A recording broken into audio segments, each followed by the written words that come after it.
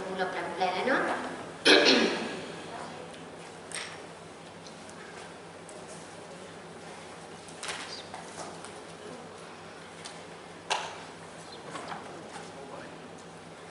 Alhamdulillahi Rabbil Alamin wa bihi nasta'in wassalatu wassalamu ala sayyidil mursalin wa ala alihi wa ashabihi ajma'in. Subhanaka la ilma lana illa ma 'allamtana innaka antal alimul hakim. Rabbi shrah li sadri wa yassir li amri wahlul 'uqdatam min lisani yafqahu qawli. Allahumma inna nas'aluka 'ilman nafi'a اللهم إنا نسألك علما نافعا ورزقا طيبا وعملا متقبلا. اللهم انفعنا بما علمتنا وعلمنا ما ينفعنا وزدنا علما. وصلى الله على سيدنا محمد وعلى آله وأصحابه أجمعين والحمد لله رب العالمين. السلام عليكم ورحمة الله وبركاته. Apa khabar semua ibu-ibu? Alhamdulillah. Alhamdulillah, sihat. Alhamdulillah. Betul kan? Kuliah kita ke 9 kan? Ke 9 lah, dah ke 9 suku. Tak 9 suku. Minta maaf banyak ibu-ibu. Baik. Alhamdulillah. Yang pertamanya ibu-ibu, kita hari ini sambung muka surat 203. Betul tak? Betul. 202 lah kan? Maksudnya kita masih di bab yang wanita Allah menyukai kata-kata yang baik dalam buku ni, dan kemudian kita akan masuk bab 10 kunci syurga itu milikmu. Sekurang-kurangnya kita habiskan bab 9 ini insya-Allah. Dan bersempena dengan hari ini 1 Muharram ibu-ibu, betul tak? 1 Muharram mungkin ada 1-2 ayat yang saya nak share dengan ibu-ibu untuk kita ambil semangat di tahun baru 1444 1444 ni, masya-Allah, tabarakallah. Satu permulaan yang saya kira akan kita kata baiklah insya-Allah ya. Semoga Allah beri kebaikan pada kita dengan permulaan tahun baru dimulakan pagi dengan pagi tadi kita dah solat sunat, solat fardu, solat duha tadi selesai sebelum kita main. Ya, sedekah sikit ataupun berbuat baik kepada keluarga dan sebagainya. Kemudian hari ini kita nak main bincang bab 9, habiskan bab 9 insya-Allah. Allah menyukai kata-kata yang baik. Saya tak ulang dah ibu-ibu daripada permulaan hadis.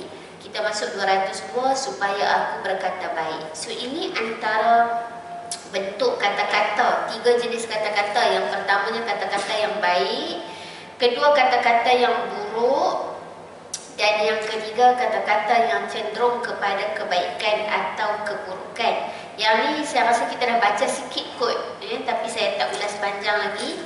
Cuma saya nak terus pergi, yang ni harap ibu-ibu yang ada buku boleh baca, selesaikan. Sebab kita dah baca juga sikit hari tu. Saya nak pergi terus kepada tips. Boleh ibu-ibu? Okey, terus ambil tips lah ya. Tips menghadapi cacian dan celaan. Kemudian kita masuk sikit bab 10 insya-Allah. Dan nak habis dah buku ni ibu-ibu. Tapi nak habis pun ni kita mula berapa tahun dah? No? Rasa 4-5 tahun juga rasanya. Saya mula berkuliah kat sini 2018 ke 2017 lebih kurang kan. Campur pandemik.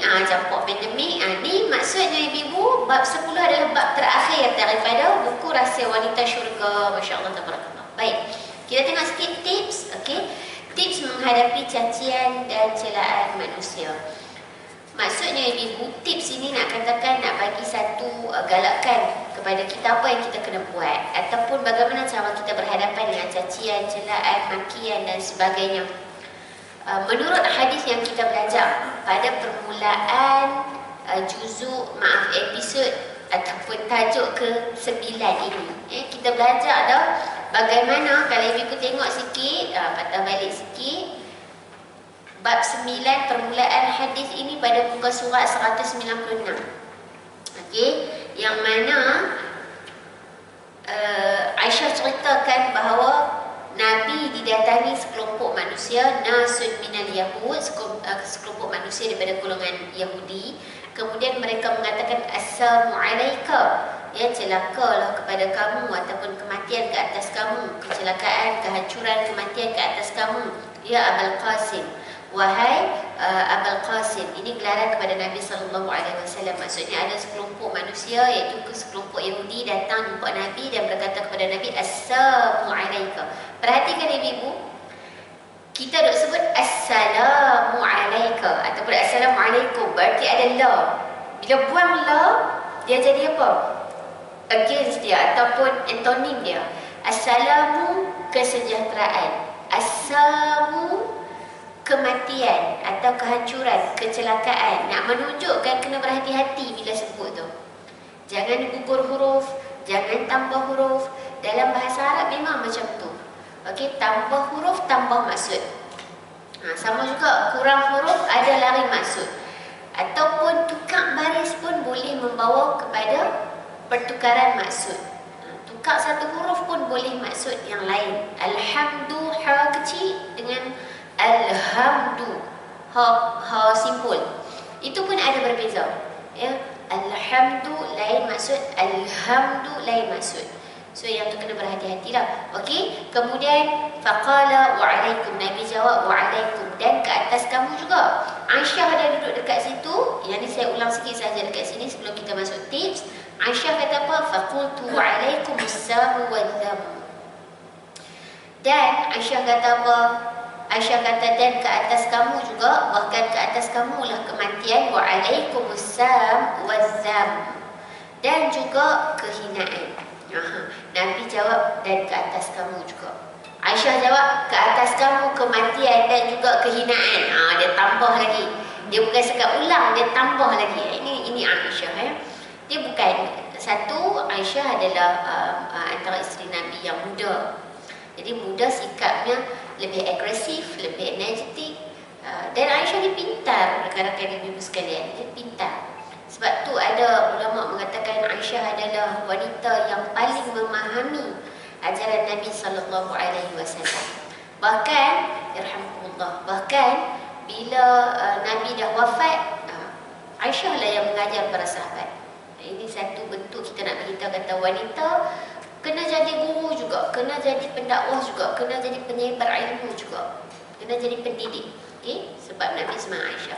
Kemudian Rasulullah kata, Ya Aisyah la takuni fahisyah. Jangan kamu jadi orang macam ni. Jangan kamu cakap benda-benda yang keji. Kemudian Rasulullah kata apa? Rasulullah sebut pada Aisyah. Kemudian Aisyah kata apa? Ya Rasulullah, amma sami'ta ma qalu assalamualaikum. Dia confront dengan Nabi. Bila Nabi kata Aisyah, la takuni fahisyah. Jangan cakap macam tu. Jangan cakap keji. Ya. So Aisyah tanya, kamu tak dengar ke Rasulullah? Ya Rasulullah, amma sami'ta, kamu tak dengar ke? Dia pun kata kat kamu, assalamualaikum. Maka Rasulullah kata, alaysa qad radattu alaihi milladhi qalu. Bukankah aku dah reply tadi? Kan aku cakap wa'alaikum, tapi Nabi tak ulang balik perkataan tu. Ya, Nabi cakap wa'alaikum. Kata kamu juga. Okey, qultu wa'alaikum. Aku kata tadi wa'alaikum kan? Okey, so sekarang masuk tips ini, ibu-ibu masih dalam topik ini. Saya baca dengan cepat. Okey. Dalam hadis ini, Rasulullah SAW telah menunjukkan suatu sikap tegas dalam menghadapi cacian manusia dan penghinaan mereka. So, bukan kata tak boleh respon. Even though Nabi pun respon. Dan Nabi respon dengan ada prinsip dan tegas. Tapi Nabi ulang tak perkataan? Nabi tak ulang perkataan. Ibu, Masya Allah. Baginda tidak hanya dia membisu atau melawan kembali dengan ucapan yang sama. Nabi tak diam. Tapi tidak juga mengulang perkataan yang sama. Sebaliknya baginda SAW membalas ucapan mereka dengan mengembalikan penghinaan tersebut tanpa menggunakan lafaz yang hina. So macam mana tu kalau kita lah kan? Kalau kita ibu-ibu no, tak tahulah tabiat manusia ni kan. Boleh jadi kita ulang balik, boleh jadi kita tambah juga macam Aisyah. Aisyah ni dia defensif kepada Nabi. That's why Nabi Aisyah dia sebut, dan dia sebut tu maksud yang sama. Asamu dengan azamu, kehinaan, kehancuran, kematian, ya. Tapi tengok sikap Nabi. Dan juga Nabi sudah tentu menjadi pendidik kepada semua, termasuk kita semua. Jadi baginda membalas ucapan tersebut dengan mengembalikan penghinaan tersebut tanpa menggunakan lafaz yang hina. Perbuatan seumpama ini sebenarnya perlu dilakukan dengan kebijaksanaan yang sangat tinggi. Ibu saya teringat satu kisah dalam surah Yusuf. Bila sebut benda ni, Yusuf alaihissalam, cerita Nabi Yusuf ini duduk dalam surah Yusuf, ibu. Surah Yusuf, surah yang cerita tentang Nabi Yusuf sahaja. Nanti ibu balik tengok. Dan surah Yusuf ni antara surah yang sangat-sangat bagus untuk kita renung, terutamanya daripada sudut memahami hikmah terhadap apa ujian musibah yang melanda diri kita. Kita ni setiap hari ada ujian-ujian kita, betul tak ibu? Tak kisahlah ujian sebagai seorang isteri ke, sebagai seorang anak ke, sebagai seorang menantu ke, sebagai seorang ibu ke, sebagai seorang jiran ke. Betul tak ibu, jiran yang baik pun rezeki, no? Rezeki besar tak ibu? Ya. Kadang-kadang benda tu kita tak boleh nak imagine. Saya ialah betul lah, bila kita duduk dah kahwin, duduk rumah sendiri, barulah belajar berjiran. Betul-betul kalau dulu kita on off, betul tak ibu? Dah duduk kat kampus, kampus pun ada jiran. So kadang-kadang kita akan tengok benda yang simple sahaja. Contoh, bubuh sampah dalam tong sampah, jiran. Parking kereta depan rumah jiran. Ataupun parking kereta makan jalan besar sikit, jadi orang nak lalu pun susah. Itu semua sebab tu satu hadis Nabi SAW, barang siapa yang beriman kepada Allah dan hari akhirat, maka berlaku baik kepada jiran. Maksudnya nak bagi tahu kata tanda-tanda orang beriman, dia jaga hak jiran dengan baik. Sampai hak jiran pun termasuk tanda keimanan seorang manusia. Dia tak boleh kita kata, aku beli rumah ni, aku punya suka, aku nak parking kereta macam mana, tak boleh. Bukan kita kira kita je, kita kena kira juga jiran yang lalu lalang, yang duduk sebelah menyebelah, yang duduk satu taman. Sebab apa? Orang yang memikirkan tentang keselesaan dan menghormati jiran juga di kalangan tanda orang beriman. Dan hadis ni sahih. Maksudnya bukan kita kata, bukan solat je tanda iman. Bukan solat sahaja. Solat sudah tentu. Sudah tentu. Tapi rupa-rupanya Nabi sebut, barang siapa yang beriman kepada Allah dan hari kiamat, maka dia buat baik dengan jiran dia. Ini powerful hadis ibu. Nak menunjukkan tanda keimanan tu, dia tak duduk seorang-seorang dia aja. Dia mesti bergaul dengan orang dan berbuat baik dengan orang juga. Baik. Sebalik pada surah Yusuf tadi, saya nak beritahu contoh kaitan dengan bagaimana Nabi menguruskan dan meninggalkan kesan kepada kita. Macam mana bila orang kata kat kita, kita nak buat macam mana? Saya ambil satu kisah lagi daripada surah Yusuf ibu. Surah Yusuf ibu balik tengok nanti. Surah yang cerita tentang Nabi Yusuf sahaja daripada awal sampai habis. Dan siapa yang duduk dalam kehidupan Nabi Yusuf alaihissalam. Ibu-ibu, permulaan kisah Nabi Yusuf, ibu ingat apa dia? Apa yang ibu ingat antaranya? Yang paling mula-mula dibuang dalam perigi lah kan? Yang tu paling ingat tak, betul tak? Okey, dibuang dalam perigi tu oleh siapa? Adik-beradik ibu. Ini bukan jiran, bukan kawan baik, ini abang-abang. Adik-beradik. Berarti cabaran atau ujian dalam keluarga tu memang wujud. Wujud bukan zaman kita je, wujud pada zaman Nabi. Nabi Muhammad sendiri pun SAW pun ada cabaran daripada mak pak makan. Kan, betul tak? Subhanallah. Ini Nabi Yusuf abang-abang. Abang-abang tipu bapaknya Nabi Yaqub alaihissalam. Ya, balik bagi tahu kata kena makan dengan serigala. Bawa balik baju yang koyak rapak dengan ada darah kononnya kan. Subhanallah. Bawa adik nak pergi main, Nabi Yaqub sebelum tu saya tak macam terpanjang lah, tapi poin dia Nabi Yaqub ni sayang Nabi Yusuf alaihissalam. Dan mesti sayang pada semua adik-beradik. Tapi tahu dah, mak pak ni dia kenal tak, betul tak ibu? Ni akal lagu mana, ni akal lagu mana, mak pak ni dia mesti kenal. Betul tak? Keluar Nabi Yusuf dibawa oleh adik-beradik dan kemudian ditinggalkan atau dilemparkan ke dalam perigi. Itu antara permulaan cabaran Nabi Yusuf alaihissalam. Dihasad dengki. Permulaan dia pasal apa dia buat macam tu? Hasad dengki. Hasad dengki atau iri hati, cemburu oleh adik-beradik dia. Disebabkan cemburu itu, hasad dengki atau iri hati itu, bawa main dalam hutan kemudian tinggal buang dalam perigi. Balik dan tipu bapaknya Nabi Yaqub. Itu antara musibah kedua ataupun ujian kedua Nabi Yusuf berjauhan dengan bapaknya yang dicintai. Saya tak boleh balik, kita lah ibu-ibu kan tak boleh balik pandemik tu 3-4 bulan. Kita orang rasa boleh balik dalam bulan 11 ke hari tu kan. Lepas raya sikit lah saya rasa dulu kan. Adalah dalam 3-4 bulan. Itu pun, tapi boleh video call. Tidak ibu-ibu sekarang, zaman sekarang kan. Kita tak boleh nak bayangkan bagaimana kecintaan Nabi Yaqub dan Nabi Yusuf itu sangat cinta tetapi terpaksa berpisah. Dengan musibah ataupun ujian itu berlangsung di kalangan keluarga semata-mata. Bermula hasad dengki, dibuang ke dalam perigi, kemudian dijumpai oleh sekumpulan pedagang. Saya akan ulang cerita ni kat mana-mana pun. Sebab saya nak bagi tahu, kalau kita rasa kita teruji, kita dicaci maki, kita dicela orang, kita dihasad dengki dan kita rasa itulah tanda Allah tak suka ke aku, kenapa Allah uji aku macam ni, kenapa ya Allah? Nescaya kita akan tengok Nabi Yusuf jauh lebih besar ujiannya daripada kita ibu. Nabi Yusuf dah dibuang ke dalam perigi, dijumpai oleh sekumpulan pedagang ibu. Ada satu kelompok pedagang lalu jumpa Nabi Yusuf dalam perigi, diperselamatkan, tapi dia ambil dan jual. Dahlah kena buang, kena hasad dengki, kena buang, kena jual. Dah kena jual itu kemudian jadi apa ibu? Masuk ke dalam istana sebagai hamba anti ataupun dalam bahasa kita kuli lah. Dah kena jual dah, kena jadi orang suruhan pula, jadi hamba anti pula. Dah jadi hamba abdi, digoda pula. Dah digoda, difitnah pula.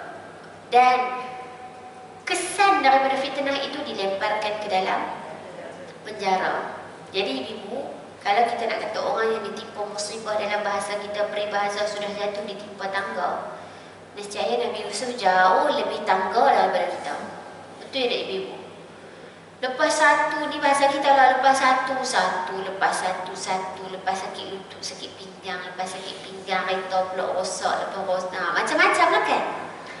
Tapi benda tu manageable, maksudnya benda yang boleh diuruskan lah kan?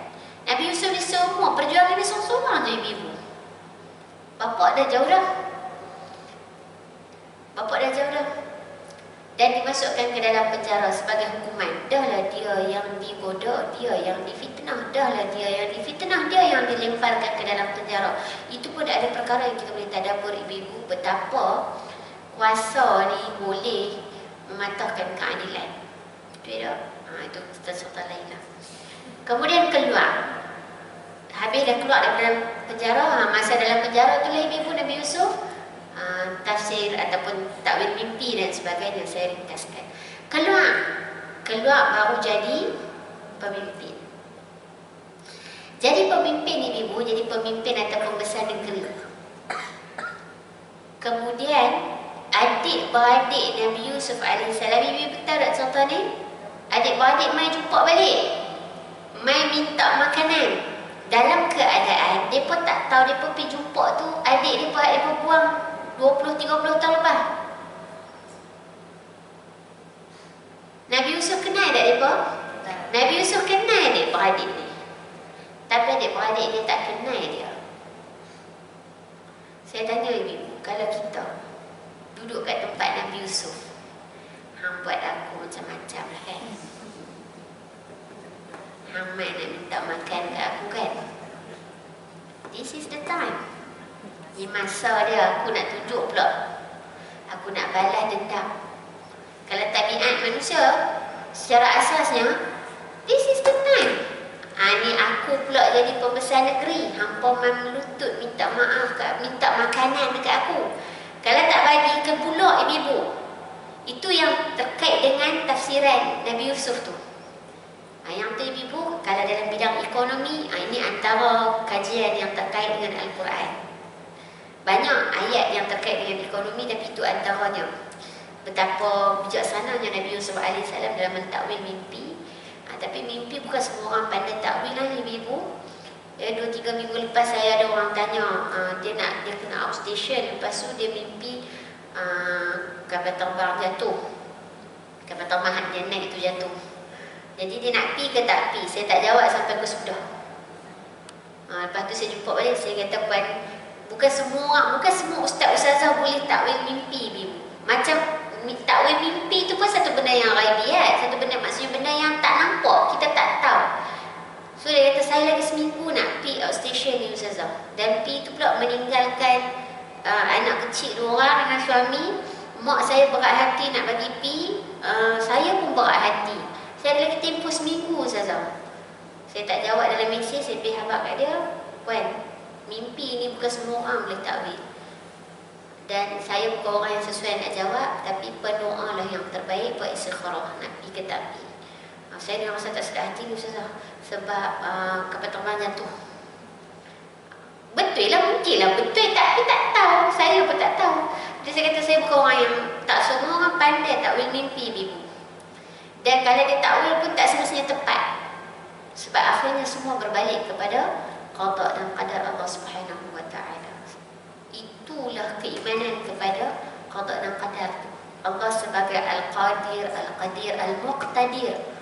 Allah yang maha mentakdirkan setiap sesuatu perkara. Dan Ibu, satu lagi, alalang saya sebut tadi. Tanya soalan, kita sebagai penuntut ilmu, tanya soalan kepada orang yang tepat. Ini penting. Apa maksud dia? Bila saya orang bidang bahasa Arab, Quran dengan Sunnah, Ibu jangan tanya bab fiqah. Sebab tu saya duk main, saya akan cakap, saya tak pandai fiqah, jangan tanya saya.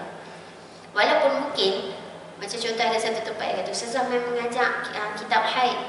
Dulu saya pernah mengajar juga Ibu. Start betul-betul pandemik, saya kata tak masa nak fokus bidang lah. Dan saya rasa memang tak sepatutnya pun saya ajar kitab haid. Walaupun benda tu kita orang perempuan tahulah kan, mesti mengaji. Alah Ustazah, simple-simple je, tak boleh. Itu amanah guru saya ajak saya bidang apa, saya sijil bidang apa, saya kena ajak bidang tu. So ibu-ibu pun tahu nak channel soalan dekat mana. Ibu-ibu sakit pergi mana? Pergi klinik kan? Pergi jumpa doktor kan? Ataupun kalau doktor kata, ni saya ni tak boleh ni, tak boleh buat dah, tengok ada 2-3 hari lepas ada orang yang minta ruqyah.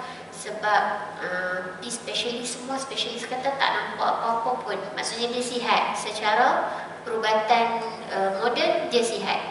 Tapi dia dah 6-7 hospital dah ibu. Keluar masuk, tak boleh lena, rasa terbakar, sakit, rasa menyucuk, buat MRI, buat X-ray, jumpa spesialis 3 orang, keluar 6-7 kali dah hospital, tapi tak ada apa-apa doktor kata. Tapi dia tak boleh tidur, tak boleh apa, so dia nak ruqyah. Tapi bagusnya doktor yang cadang. Doktor tu kata, kalau dah nampak semua macam okey, so you pergilah pula ke perubatan Islam. So dia text saya nak minta Ustazah ruqyah. Okey, tak apalah. Nanti boleh lah maksudnya. Boleh gagah lah, boleh lah buat sikit. Sebab belajar antara syifa dulu. So orang yang tepat, ibu-ibu, kita penuntut ilmu cari tanya kepada orang yang betul. Macam mana ibu-ibu pi WhatsApp nak perbaik kereta, pergi mekanik. Sakit, pergi jumpa doktor. So tanya pun soalan pada orang yang tepat, supaya jawapan itu jawapan yang tepat. Dan kita sebagai ustaz-ustazah pun kena bagi jawapan yang tepat. Saya tak kerti jawab, saya minta maaf. Yang tu kena saya bagi tahu lah ibu-ibu nah. Baik, sambung Nabi Yusuf tadi ibu-ibu, saya tanya, tabiat kita, kalau tabiat kita lah manusia biasa ni kan, duduk kat tempat Nabi Yusuf, agak-agaknya bagi nak makan. Kan? Nak balas balik, hang buat kat aku buat balik kat hang. Okey lah. Kan? Balas dendam. Tapi Nabi Yusuf tak buat macam tu ibu-ibu. Tengok akhlak Nabi Muhammad sallallahu alaihi wasallam dan Nabi Yusuf alaihi salam. Nabi Yusuf bagi makan dekat adik-beradik dia, tapi letak syarat. Ini pintar Nabi Yusuf. Letak syarat apa? Bukanlah syarat, balik nanti, mai balik bawa semua keluarga mai sini. Saya ringkaskan lah ni. Nanti ibu balik cerita lain, tengok cerita lain. So adik-beradik dia bagi dia makan, suruh mai balik. Mai balik tu bawa bapak dia ibu. Maka berlakulah gathering yang dah lama terpisah. Saya nak beritahu apa ni? Saya nak beritahu Nabi tak balas yang sama ibu. Nabi Yusuf tak balas yang sama. Tapi ada teknik dia. Maka yang ni saya nak sebutkan, kita mesti bijaksana dalam berprinsip dalam membuat penegasan. Ya, kita ada prinsip nak balas balik, tapi balas yang macam mana? Ya, kalau orang celah kita dan kita celah balik, so apa beza kita dengan dia? Kalau dia maki kita, kita maki balik, so apa beza kita dengan dia? Tak ada beza, ibu. Maka biarlah respon ataupun maklum balas yang kita bagi balik itu dalam keadaan kebijaksanaan yang tinggi. Ibu tengok dalam situasi yang lain, ketika di Taif dakwah Nabi SAW ditolak, baginda dilemparkan dengan macam-macam, termasuk batu hingga mengalir darah pada tubuh baginda, namun baginda tidak membalas perbuatan mereka, bahkan mendoakan hidayah buat mereka dengan doa. Yang ni ibu sangatlah baik kita hafal, dan kalau ada orang buat apa-apa kat kita pun, kita bacalah doa ini. Dalam keadaan kita ajar diri kita ingat bahawa kita ini bertuhan. Apa dia? Rabbighfirli liqaumi. Wahai Tuhan, ampunilah dosa kaumku. Ia merujuk kepada orang yang buat kepada Nabi lah sallallahu alaihi wasallam. Fa innahum la ya'lamun. Sesungguhnya mereka tidak mengetahui. Nak bagi tahu kepada kita ibu-ibu sekalian, Nabi SAW siap mendoakan keampunan pula kepada orang yang buat tidak baik kepada Nabi SAW. Jadi salah tak kalau kita doa? Tak salah kalau kita dizalimi, tak salah. Tapi sebaiknya ibu doa yang baik-baik. Ya Allah, ya Tuhanku, ampunkan dosaku, ampunkan dosa orang yang buat ni pada aku. Ya Allah, Engkau urus. Kalau saya punya skrip lebih kurang macam tu je. Ya Allah, ampunkan dosaku, ampunkan dosa orang yang buat pada aku ni, dan uruskan urusan kami ni, Ya Allah. Saya doa macam tu je, secara skrip, secara orang kata apa, secara general. Tak sebenarnya ibu-ibu buat skrip yang sama dengan saya. Kita hafallah doa daripada Al-Quran, doa daripada hadis. Kemudian apa yang kita nak mengadu kepada Allah Ta'ala, in case apa-apa lah, in case apa-apa. Terdapat banyak situasi dalam sejarah Rasulullah yang menunjukkan perbezaan sikap baginda. Yang ini highlighted ibu, highlighted point. Banyak situation yang nak menunjukkan bagaimana akhlak Nabi itu berbeza dengan orang kebanyakan. Ya, dalam menghadapi setiap celaan, cacian dan penghinaan. Maka contoh ini wajar diteladani oleh kita semua. Ibu-ibu, muka surat 212. Ketegasan dalam kelembutan. Yang ni ibu-ibu, dalam ini ada tips juga bagaimana kita nak menjadi orang yang tegas namun masih lagi beradab dan lembut. Termasuk ibu-ibu cuba tengok pada perenggan yang ketiga. Perenggan ketiga, contoh peribadi yang memiliki prinsip unggul. Ini adalah sahabat dan mertua baginda Nabi SAW, iaitu Sayyidina Abu Bakar As-Siddiq. Abu Bakar As-Siddiq ni bapa siapa ibu?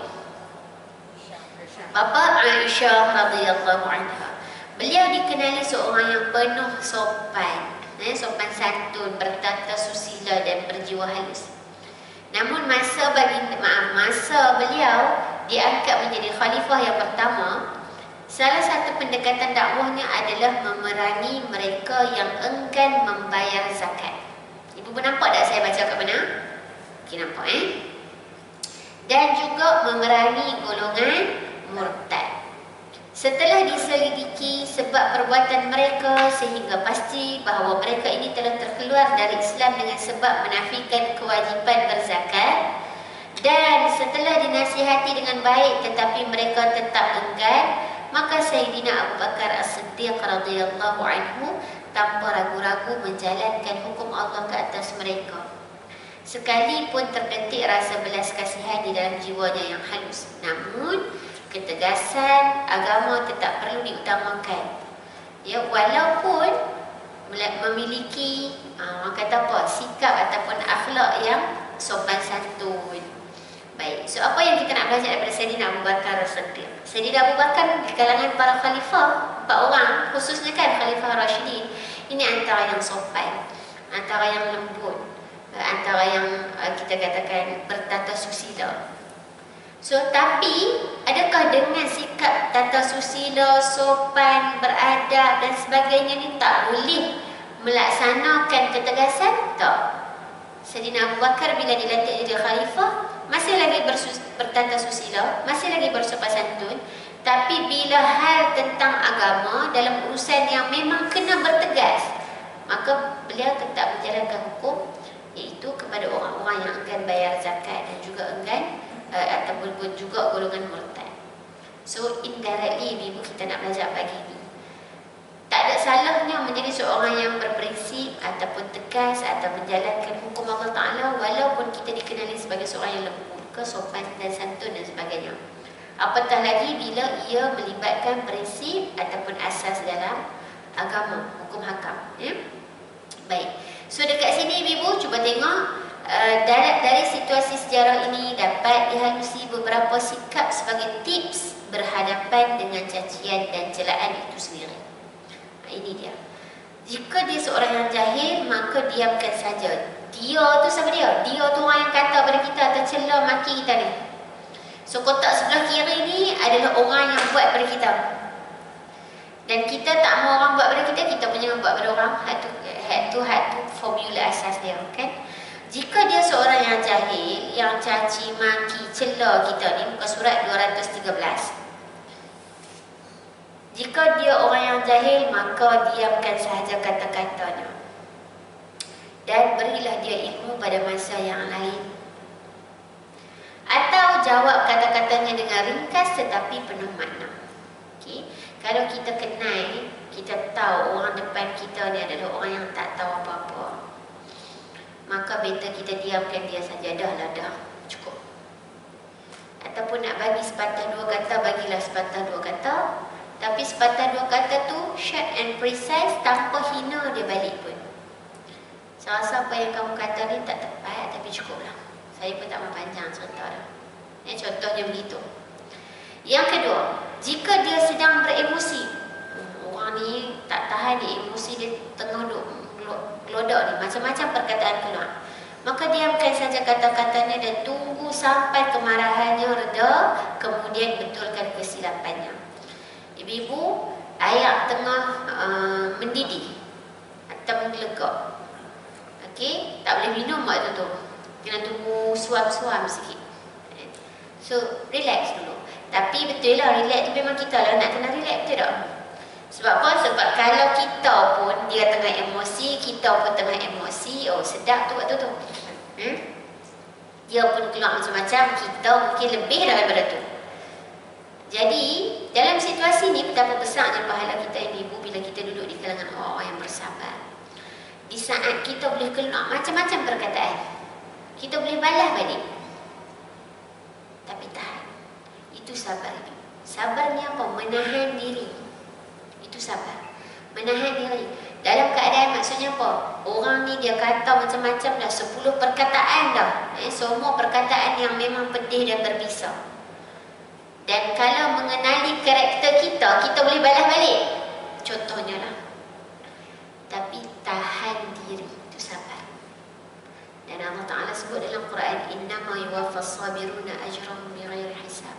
Orang-orang yang sabar ini pahala dia unlimited. Saya nak suruh ibu-ibu ingat ayat ni sampai bila-bila. Okey, saya bagi tahu ayat dia, innama yuwaffas sabiruna ajrahum bighairi hisab. Maksudnya apa? Sesungguhnya saat saya cari surah apa nah. Ibu-ibu tengok muka surat 459 di dalam Al-Quran, Okey, excited tu bagus dah. Okey, surah Az-Zumar. Nanti balik tengok Al-Quran. Surah Az-Zumar, surah yang ke-39, ayat ke-10. Surah Az-Zumar, surah ke-39, ayat ke-10. Muka surat dalam Quran 459. Nanti ibu-ibu balik tengok, ataupun kelas-kelas, saya selalu buat macam ni kan, buka Quran tengok ini. Next class, kalau kelas saya, ibu-ibu bawa Quran juga, ataupun ambil yang surah pun boleh kan, ambil yang terjemahan sebab kita nak tengok maksud. Kalau ibu-ibu tengok dekat sini, dia bawa sekali ayat dia kan, innama yuwaffas sabiruna ajrahum bighairi hisab. Innama, sesungguhnya, yuwaffa, disempurnakan, as-sabirun, orang-orang yang sabar itu. Apa yang disempurnakan? Ajrahum, pahala mereka, bighairi hisab, dengan tidak terkira. Dalam arti kata lain, untuk orang yang sabar ini, pahala mereka ni tidak terkira, tak mampu dihitung, unlimited. So yang ni ibu motivasi untuk saya dan kita semua, khususnya pada permulaan tahun baru 1 Muharram 1444 ini, nak lebih banyakkan sabar. Dalam apa pun situasi kita, bersama kita ada discussion, kita ada kritikan, kita ada pertelingkahan dengan pasangan kita, dengan anak menantu kita, atau dengan jiran kita, atau dengan sesiapa sahaja. Ada orang kata kat kita, ada orang buat dekat kita, cuba untuk tahan diri. Dan ini antara motivasinya. Tahan diri kenapa? Allah suka orang yang tahan diri, orang yang sabar, dan pahala dia unlimited. Sebab tu saya suruh ibu ingat ayat ni. Maksudnya, supaya kita latih diri sebelum kita nak balas balik tu, bagi ayat ni main dulu dalam kepala. Ui, kalau aku tahan ni, tahan mulut aku, tahan tangan aku, ya, tahan macam-macam lah kita katakan, daripada balas balik, uish, pahala banyak ni. Tapi sempat tak? Sempat tak? Ya, orang ni duk gelojok ni, orang ni duk beremosi ni, duk cakap macam-macam kat kita. Sempat tak nak bagi ayat tu lalu supaya kita stop, tahan diri, jangan balas balik dulu ni. Seolahnya macam tu. Okay. Mulut ni sebab apa orang kata, orang Melayu bila kata mulut lebih apa? Lebih apa dia? Mulut lebih apa daripada pisau, lebih ibu? Bahasa dia lebih berbisau, lebih tajam. Mulut lebih tajam, ataupun kata-kata lebih tajam daripada pisau. Betul tak ibu? Sebab mulut ni cepat je boleh balas. Tapi saya pesan pada diri saya khususnya, dan kita ibu, bila kita belajar Al-Quran, kita faham betul-betul Al-Quran, insya-Allah. Walaupun saya sendiri ibu banyak lagi tak habis lagi mengaji, dan Al-Quran ni khazanah yang takkan habis ibu. Tapi belajar Al-Quran, insya-Allah faham bagaimana kehidupan kita di dalam Al-Quran telah disusun formulanya. Allah Ta'ala dah letak dah. Al-Quran akan bantu kita untuk susun kehidupan kita dengan jauh lebih baik, dan menahan pertelingkahan, perkataan, perbuatan, tindakan daripada keluar benda yang tak betul. Percaya saya cakap macam ni kat ibu. Baru-baru ni ada satu situasi. Ada orang tanya saya lah, saya tak tahu, saya contoh kat ibu kedua lagi. Saya pun tak ingat dah, saya minta maaf banyak. Ada orang ambil saya kata, Ustazah, saya tak boleh nak maafkan. Saya rasa saya contoh kat sini, kau belum? Kalau saya tercerita 2 kali, saya minta maaf ibu dan tak ingat dah surah mana. So baru-baru ni adalah satu kejadian. Kejadian tu ada orang tanya saya, Ustazah, saya tak boleh nak maafkan orang ni. Ada satu orang ni, dia tak boleh maafkan. Saya tak kenal orang yang tanya tu, tapi dia kata, saya tak boleh maafkan seorang kawan saya ni. Sebab apa? Sebab dia mengkhianati saya. Saya ada plan lah nak buat bisnes dengan dia, kan? Ada plan nak buat bisnes dengan dia. Lepas tu end up, tiba-tiba saya tengok dia up status kat Facebook, dia dah buat bisnes tu dengan orang lain. So saya rasa saya dikhianati. So saya rasa saya tak boleh maafkan dia. Ustazah, dia tanya macam tu lah kat saya. So saya feel lah benda tu, kita feel lah dengan kawan baik kita ke kan. Walaupun mungkin kita ni makin meningkat usia, bukanlah kita tak berkawan, kurang lah kan. Ada orang tumpuan dia masing-masing dah. Dia kata, saya rasa dikhianati sangat-sangat, dan saya rasa saya tak boleh maafkan kawan saya. So saya kata, Puan, saya jawab 2 benda je. Yang pertama, saya faham kalau kita bagi sifat susah nak maafkan tu. Tapi Puan, memaafkan ni bukan saya suruh, tapi Allah Ta'ala suruh. So jadikan motivasi, Allah yang suruh aku maafkan, Allah yang suruh aku maafkan. Sebab Allah Ta'ala bukan suruh maafkan saja ibu, maafkan dan lupakan. Kalau bahasa kita apa dia ibu? bahasa kita tabiat manusia, forgive but not to forget. Kan? Maaf boleh, tapi lupa dah. Ni parut ni. Betul tak ibu? Itu tabiat kita, betul tak? Dan memang saya sebagai manusia pun mungkin pernah ada situasi tersebut yang tak apalah, tapi tak mau orang kata apa? Tak mau tengok dah, saya teringat. Kawan-kawan saya kata, kita orang Kedah ni kalau geram ke orang tu pokok pandan tepi rumah dia, apa tak mau tengok dah. Tu bukan tak mau tengok orang ibu, tak mau tengok pokok pandan tepi rumah dia, tak mau tengok, punya marah. Kawan saya kata, aku kalau ni pokok pandan tepi rumah, bumbung rumah pun tak mau tengok. Wish, marah betul dia kata kan. Kan?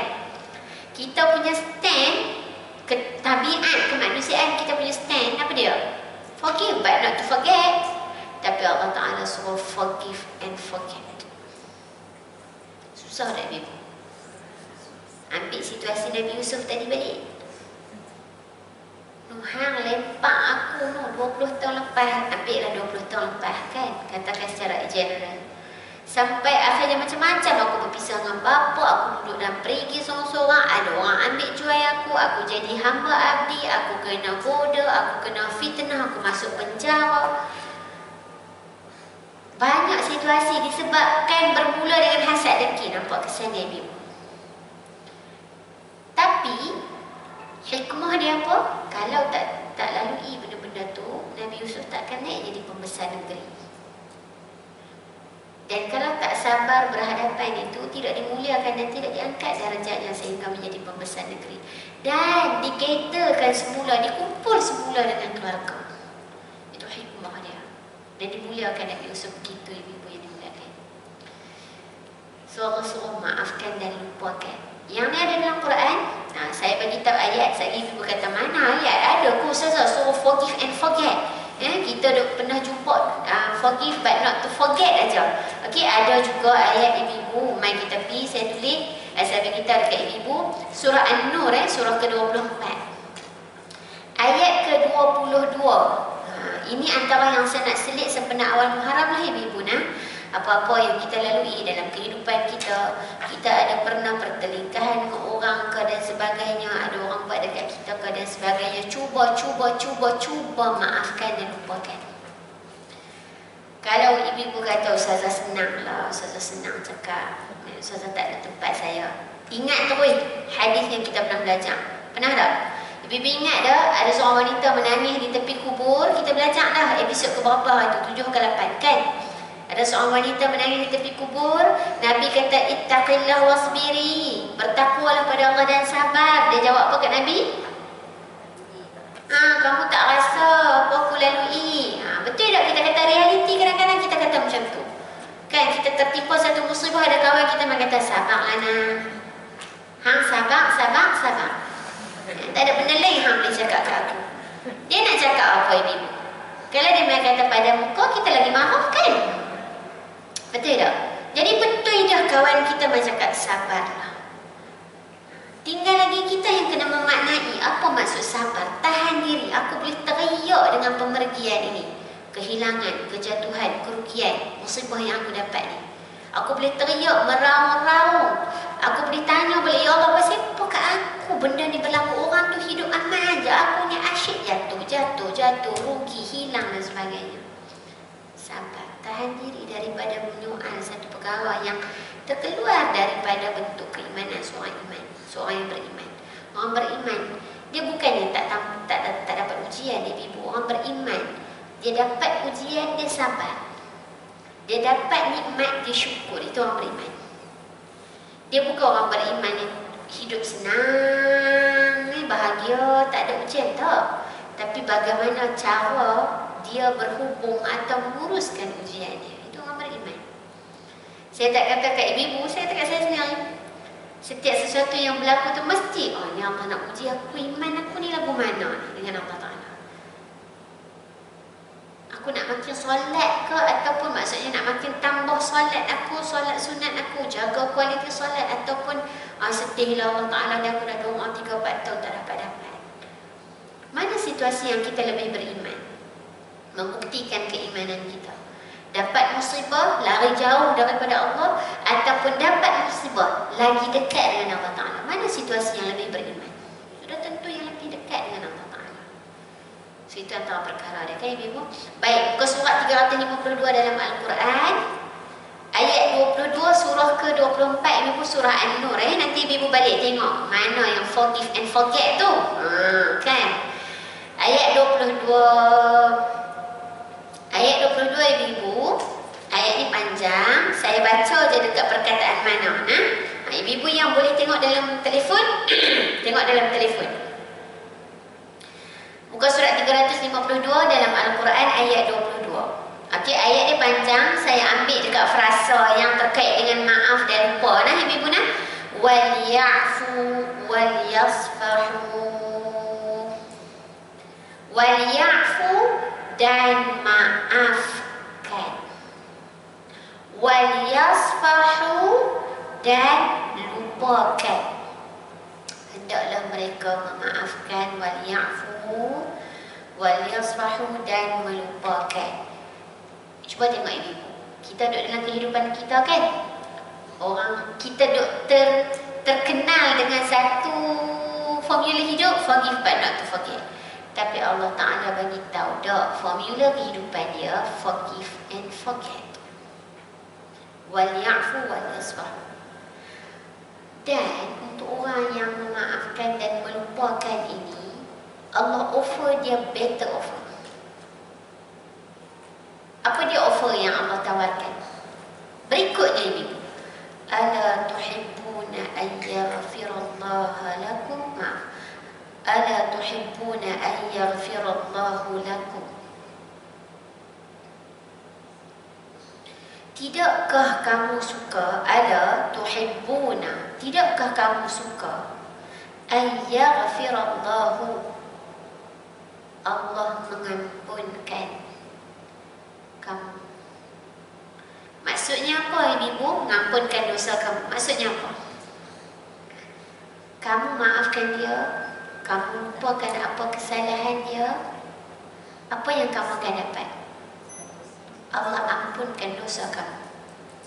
Bukankah daripada kemanusiaan kita, kehambaan kita, kita yang penting, paling kita harapkan adalah Allah ampunkan dosa kita. Itulah antara tujuan hidup kita, Ibu.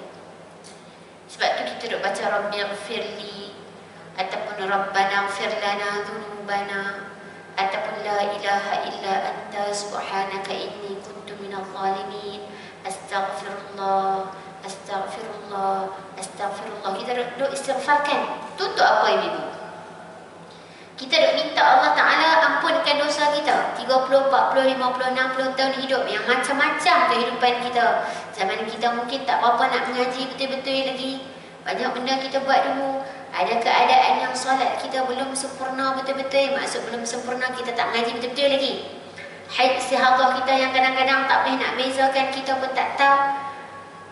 Haid istihadah ni benda-benda ijtihadiah lah Ibu. Maksudnya kadang-kadang kita pun tak tahu. Dan yang sebetulnya yang tahu situasi kita tu kita je. Sebab tu haid istihadah bila ada nifas ni kena mengaji sampai mati. Semua ibu lah kena mengaji sampai mati. Especially bab haid, bab darah ni. Tak apa Ustazah, saya ada menopause. Ibu-ibu, ada orang menopause tiba-tiba mai balik, darah mai balik. Masa mai tu menggelabah dah. Ni nak kira apa ni? Haid balik ke? Jadi muda balik ke? Ke istihadah? Kan? Lepas menopause dah umur 50, tiba-tiba umur 60 mai balik. Bila dah nifas tu terkeluar dah lah. Sekarang ni haid ke istihadah? Tiba-tiba pula mai 7 hari elok pula. So tak ada benda yang mustahil ni. Saya pernah jumpa ada orang menopause umur 27. Setahun selepas berkahwin, ada makcik ni jumpa saya, Ustazah, anak saya ni menikah umur 26. Umur 27, spesialis sahkan dia menopause. Subhanallah. So disebabkan itu makcik ni jumpa saya, anaknya murung lah. Murung tak boleh terima hakikat. Ialah ibu kita, kemanusiaan kita. Kita duk ngaji sains daripada kecil-kecil dulu. Kalau pun tak mengaji secara formal, kita tahu generally dia akan ikut jin, maksudnya apa dia? Jin lah kan, betul tak? Jen Jen apa? Mak atau kakak kita, betul tak ibu? Tapi saya macam tak follow mak saya. Mak saya main awal period. Apa dia, kakak saya follow mak saya main awal. Saya main lambat sikit. So tak semestinya. Tapi basically macam tu, betul tak ibu? So dia kata anak dia tak boleh terima kenyataan sebab setahun selepas berkahwin. Jadi setahun lepas, macam mana boleh tahu punca tu? Setahun lepas berkahwin dah tak mengandung lagi, kan? So mak pun kalut, semua kalut, so pergi check, ada blockage ke, ada apa ke, rupa-rupanya dah menopause. So saya kata, ada pergi spesialis lain dah? Ustazah, kita orang dah pergi 3 spesialis, 4 spesialis dah pergi pakar merata dah. Memang semua pakar mengesahkan dia dah menopause. La haula wala quwwata illa billah. So situasi-situasi macam ni di sisi kita luar biasa, betul tak ibu? Di sisi Allah Ta'ala biasa benda tu, dia nak buat macam mana dia boleh buat. Dan ini saya katakan tadi, setiap sesuatu perkara tu lihat dalam daerah ketuanan Allah Ta'ala. Tuan, Allah tu Tuan kita. Dalam bahasa manusia kita, dalam bahasa kehambaan, Tuhan. Kalau tak faham Tuhan tu macam mana, cukup saya guna perkataan Tuan. Bila dia Tuan kita, dia owner kita, dia punya suka, dia nak buat apa. So macam mana kita sebagai seorang yang berada, sebagai seorang hamba, orang suruhan, kena ikut apa yang dia nak. So dia tentukan. So kita kena redha. So dia kata, anak saya tak boleh, tak mahu keluar rumah, tak mahu keluar bilik, tak mahu makan dan sebagainya. So macam mana nak buat? Saya kata, puan cubalah bagi masa. Tapi bolehlah puan masuklah sembang, husbandnya masuk, bagilah sembang. Tapi bagi dia masa, cuma pastikan dia tak buat benda-benda yang tak sepatutnya. Pantaulah juga. Tapi bagi masa, mungkin dia perlu ruang untuk muhasabah, ruang untuk dia duduk seorang-seorang, dia nak banyakkan ibadah dan sebagainya untuk kembalikan kekuatan diri. Dan baru-baru ni ibu saya jumpa juga ada seorang makcik cerita dekat saya, subhanallah, la haula wala quwwata illa billah. Masa tu kita tafsir, kita baca cerita tentang ibunda Sayyidatunaa Maryam. Mak Maryam ni nama Hannah, tapi Hannah tak ada dalam Quran. Ulama tafsir kata namanya Hannah, mak Sayyidatunaa Maryam, isteri Imran dalam surah Ali Imran. So apa yang nak ceritakan? Mak dia ni, Hannah ni, masa nazar nak dapat anak kan, bila dia nazar nak dapat anak, kalau dapat anak dia nak serahkan anak dia, bayinya ke Baitul Maqdis. Tiba-tiba keluar, falamma wada'atha wada'tuha unsa. Maksudnya bila dia melahirkan anak perempuan, which is dia mengharapkan anak lelaki. Ada tak situasi itu dalam kehidupan kita? Yang anak dah 4 orang, 5 orang perempuan teringin nak anak lelaki. Ataupun anak 5-6 orang lelaki teringin nak anak perempuan. Maksudnya kemanusiaan tu adalah keinginan. Maryam disebutkan, mak dia teringin nak anak lelaki. Sebab tu dia nazar untuk serahkan bayi yang dikandungnya. Inni nazartu laka ma fi batni muharraran fataqabbal minni. Terimalah pada aku nazar apa yang ada dalam perut aku ni untuk diserahkan ke Baitul Maqdis. Maksudnya untuk buat raja-raja agama. Tiba-tiba lahirkan anak perempuan. Dan kita tahu, anak lelaki dengan anak perempuan ni tak sama. Bukan maksudnya merendahkan anak perempuan. Dia macam ni, ibu. Kena faham. Anak lelaki tugas dia di luar rumah. Maksudnya mencari nafkah, bekerja dan sebagainya. Anak perempuan ataupun perempuan tugasnya di rumah. Sama kan tu? Dia bukan kata, sebab hang lemah, hang duduk dalam rumah. Dah tu macam mana kita nak kata yang bawa berapa kg masa mengandung tu tak kuat ke orang perempuan? Silat-silat harap bila orang lelaki pun tak boleh tanggung 9 bulan 3-4 kg dalam perempuan, betul tak ibu? So jangan kita rasa macam orang perempuan sebab tu lah, sebab kita ni lemah, kita duduk kat rumah dah. Kat rumah tu pula ibu bagi tahu saya, larat dah lipat kain tiap-tiap hari. Saya tak ambil contoh masak sebab selalunya orang perempuan dia lipat kain yang masalah sikit, betul tak? Saya tak kata kat ibu, saya pun. Ya Allah, basuh, buat benda lain tu macam okey lah kan. Lipat baju ni macam waktu bila baju ni dia jadi gunung pula. Kita duduk 2 orang je bang. Kan saya dah cakap dengan husband saya, kita duduk 2 orang je. Macam tak surut-surut gunung ni. Maka nak lipat dah gantung. Hak gantung-gantung, hak lipat-lipat, muncul lagi gunung. Itu bukan semua orang boleh bersabar tu ibu, betul tak? Awal-awal dulu saya kahwin ibu, saya tak boleh tinggalkan. Saya ni ada jenis satu perangai yang tak boleh. Maksudnya tak boleh tinggal baju, tak lipat, tak boleh je. Maksudnya nak elok, cantik je. Masa awal kahwin lah. Dan saya tak bagi suami saya lipat baju, tak bagi. Sebab saya ada cara lipat baju kan, straight gitu. Jadi kita semua buat, kita penat. Suami saya nak tolong je. Suami saya nak tolong, tak apa main nak lipat. Jangan bagi saya lipat. Sebab ada cara dia, cara bentuk dia macam mana. Lepas tu lama-lama letih seorang-seorang. Betul tak ibu? So saya pun cakap, tak apalah bang, tolong lipat. So saya fikir, abang boleh lipat, tapi kena redha lah kan. Masalah ni duduk tak boleh ni semua. Awal-awal saya memang lawan ibu kata, tak boleh, jangan lipat, pening lah tengok abang lipat. Tapi lama-lama kata, bila hang pening tengok, mana yang lebih penat? Hang pening tengok laki hang lipat, ataupun hang penat tengok ni gunung tak settle-settle. Masa tu duk gila raja kan ibu kan, gila raja tak settle-settle lah. Tu tara tak ada anak, sampai hari pun tak ada anak. Gunung tu kadang-kadang muncul juga. Tapi bila pelan-pelan, itu antara kebijaksanaan kita nak menguruskan. Minta tolong anak, ibu-ibu lah kan. Saya, betul lah bang, suami saya offer. Tak apa mai abang lipat. Tak apa jangan. Tapi bila lama-lama kita stres pula tengok ni kan. So lama-lama, mai lah abang lipat. Tak apalah abang lipat. Lah ni boleh terima dah bang, tak apalah lipat lah macam mana tu. Yang penting dia duduk dalam hari tu, tak ada gunung dah, cantik dah rumah kita, okey. So sebenarnya saya kata, benda-benda ni memang kena belajar untuk discuss lah dalam rumah tangga kan. Subhanallah. La haula wala quwwata illa billah. Baik, balik pada tadi, apa better offer yang Allah bagi? Allah ampunkan dosa kamu. So itu benda yang kita nak ibu. So kalau kita nak Allah ampunkan dosa kita, forgive and forget. So saya jawab dekat kawan dia tadi, Puan, ini ayat dia, cuba maafkan, belajar maafkan. Tahu susah tapi lawan, maafkan dan forget. Yang kedua Puan, percayalah, satu hari Puan akan sangat-sangat bersyukur pada Allah Ta'ala. Allah Ta'ala break benda ni lebih awal daripada Puan buat bisnes dengan dia. Kita tak kata dia jahat, tapi hari ni Puan dah rasa sakit. Barangkali sakit tu kurang lagi kalau nanti Puan dah buat bisnes dengan dia, mungkin nanti lagi sakit. Allah bagi habis awal lagi.